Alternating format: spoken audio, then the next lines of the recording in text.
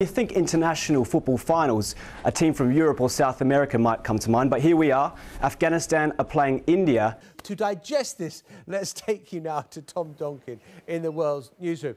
Tom, are you about to do some cooking there as well? Well, John, the lunchtime rush is definitely over here, but welcome to the News Cafe, and this is where all our colleagues from all over the building come to have their breakfast, lunch or dinner, depending on which program and where they're actually working. And it's not just food we're sharing here, it's conversation. And communication is key in news, as you well know. But as you just mentioned, it's also key for young children. And we're going to have a look around the world now, whether the TV dinner actually does exist in other countries of the world. And one man that saw that action play-by-play was the BBC's Alex Capstick. Now, Alex, every Games has to define a legacy. How's London shaping up right now?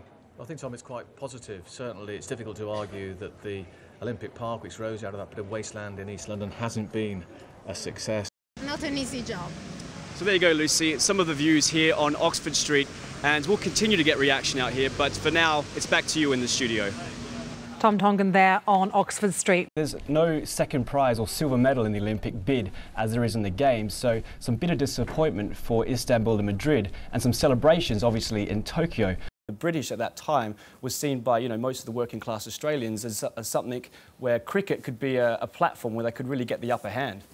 I can only imagine how much it hurts at the moment that Britain is doing so well at sport and Australia less so. This test series is far from over, John. Should we talk about the Olympic medal table last year? Yeah, let's talk about Rio next. OK, all right. I wonder what they're making of it. Yeah, John, well, the Hindi service had just come off air not that long ago where they were broadcasting their evening bulletin back into India. So while they're catching their breath, let's just go have a talk to them.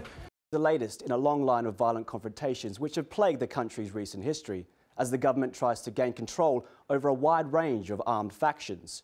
In 2011, militia groups helped finally topple Muammar Gaddafi's regime.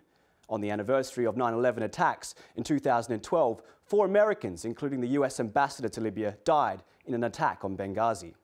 And there you go, Nick. It's 1-up to Afghanistan, and we'll keep you updated with the score as we go ahead. All right, thanks very much. Tom Donkin there in the World's Newsroom. And that's all from the sport today.